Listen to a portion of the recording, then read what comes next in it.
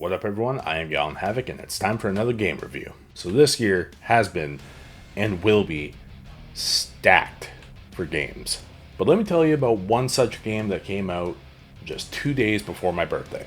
And that game is Doom: The Dark Ages. Now for those of you who don't know, I am actually a pretty big Doom fan. I dabbled a bit in the original games, mostly the original 64 and 3, and didn't mind them at all.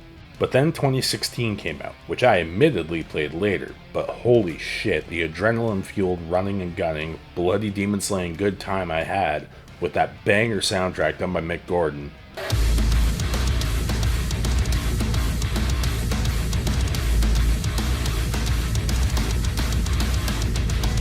I fell in love really quick. Then came Doom Eternal, same thing, bloody loved it. Gameplay-wise, I liked it more than 2016. And now we got the Dark Ages. And guess what? Loved it too. They are rage, brutal, without mercy. But you will be worse. Rip and tear until it is done.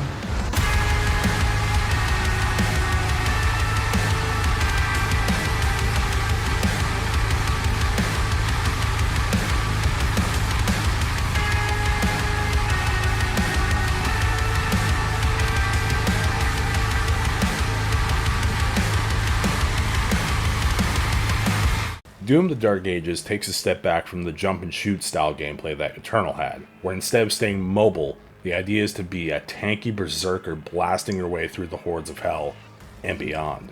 The devs chalked it up like this: 2016 was run and gun, Eternal was jump and shoot, The Dark Ages is stand and fight.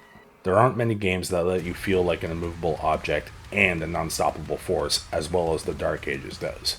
Except maybe Incredible Hulk Ultimate Destruction. And the prototype games. Even your movement and traversal feels more tanky, with sprinting sounding like you're a goddamn Terminator with the heavy boot stomps.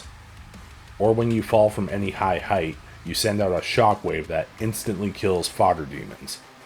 And naturally, being a Doom game, your arsenal is just as varied as before, with some returning weapons and some new ones, like the Pulverizer, which converts literal skulls into shrapnel to be fired like a machine gun. Easily one of my favorites. I also really like the new melee options, with your good old fisticuffs, a flail, and the dread mace, each progressively more brutal than the previous one. And all your weapons have a dedicated perk system to give you bonuses like health, armor, or ammo drops. But easily the best welcome addition is the shield saw. I loved the ability to shield charge my way to or through my enemies, and then just go ham with the melee weapons or barrel stuff them with a good old trusty super shotgun. There's also the parrying mechanic, which is a godsend if you like to get up close and personal. It's super refreshing to hit a parry and follow up with any given attack to destroy your enemies. And I mean destroy. Or you can just throw the goddamn thing to shred through the ranks like you're some heavy metal induced murderous rampaging Captain America who's racially inclined against demons. Can't say I blame them though, considering what they did to poor old Daisy. They killed my motherfucking rabbit. Now I'm gonna kill every single one of them. That's actually canon, by the way.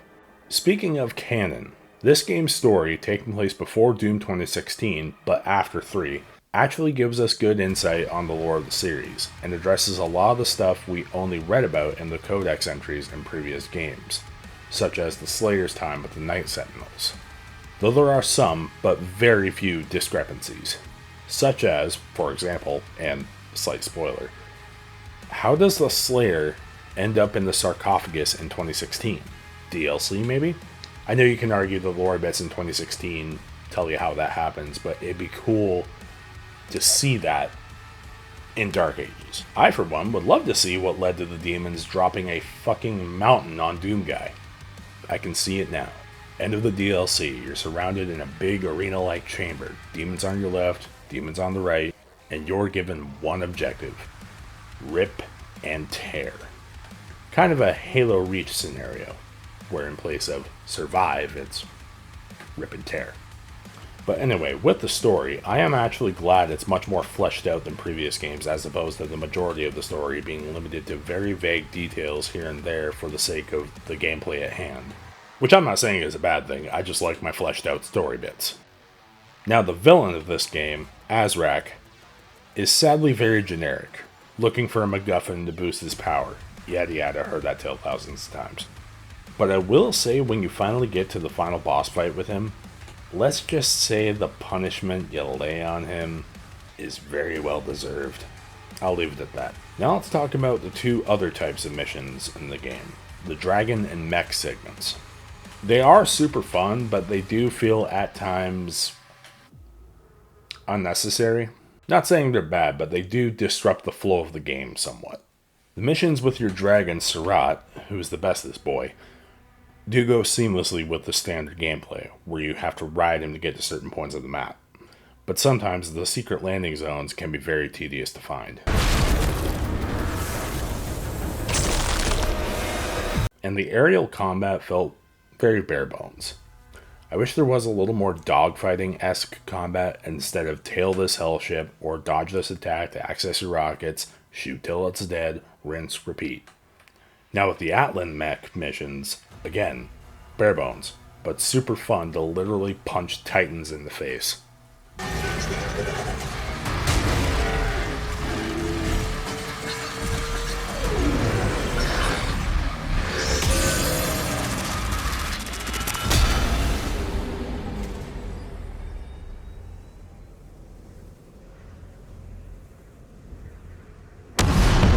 But I don't know, I feel like those missions could have used more. That's just me.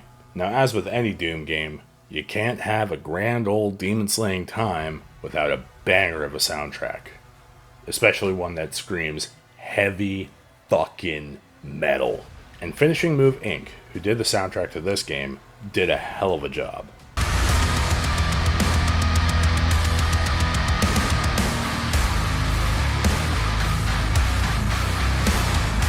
I do see people constantly complaining, oh, it's not Mick Gordon. No, it's not. And yes, while that's unfortunate, Mick Gordon was very much lightning in a bottle. Especially in 2016, because he only did part of the soundtrack in Eternal. And that was before the whole schism between him and Bethesda. Which is why I say, this game has a better soundtrack than Eternal. The only song I actually remember from that game is The Only Thing They Fear Is You.